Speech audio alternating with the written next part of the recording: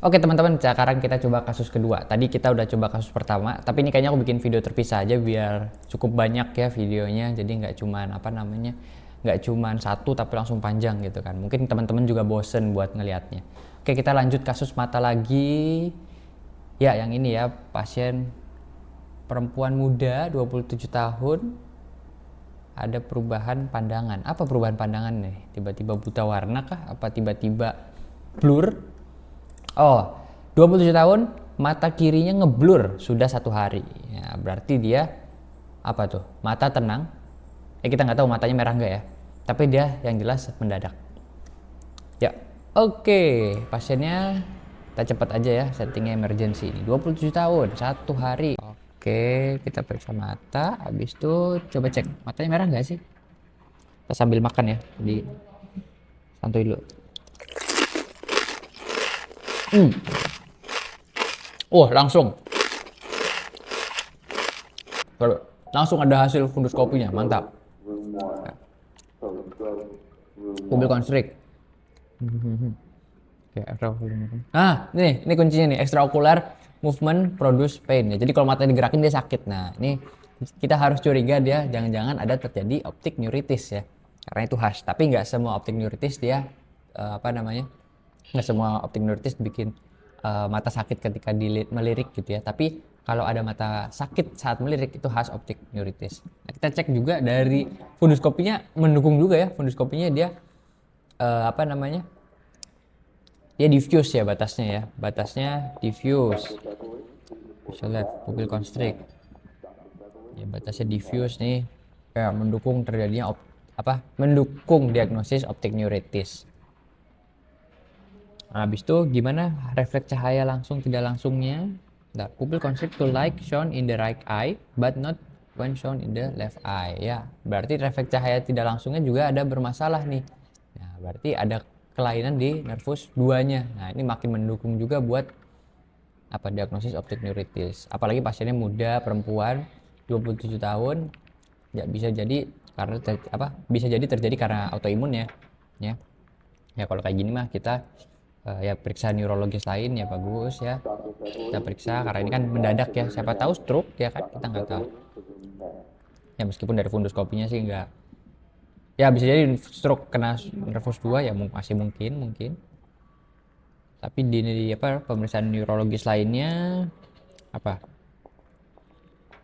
normal semua. Oke, kalau gitu ya kita cek tensinya berapa, normal ya, nggak ada hipertensi ya atau bradikardi, nafasnya juga normal ya. Kalau ini kita pemeriksaannya apa ya, kayaknya kalau pemeriksaan autoimunnya sih nggak dikerjain di IGD ya.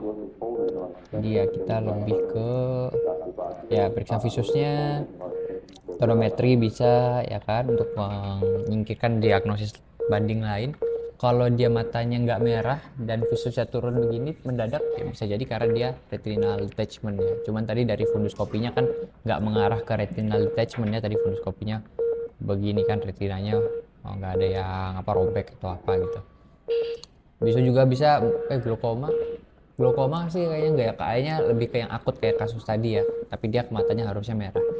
Tonometrinya juga bagus ya di bawah 21. Visusnya menurun.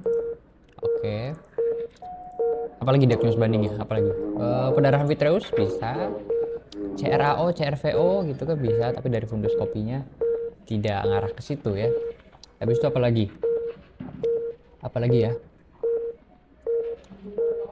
Ya itu sih mungkin yang banyak ya. Oke, kalau gitu ya kita langsung konsul aja ke dokter matanya. Mau diapain pasiennya? Oke, I perform dilated. Oke, nanti dia akan melakukan funduskopi dan sekarang kita kasih IV steroid dulu. Habis itu kita suruh konsul ke dokter neurologi. Oke, kalau begitu. Ya, dari neurologinya ya kita udah periksa semuanya normal. Ya, mungkin kelainannya tadi ya di nervus 2 atau di nervus opticus.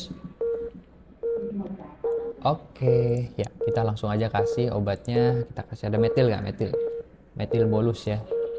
Oh iya, kita pasang dulu akses vaskular. Metil bolus masuk. Oke, ya sip. Karena Ini metil dosis tinggi masuk ya, berarti harus kita rawat pasiennya. Diagnosisnya dulu, diagnosisnya. Apa diagnosisnya? Diagnosisnya sih optik neuritis ya.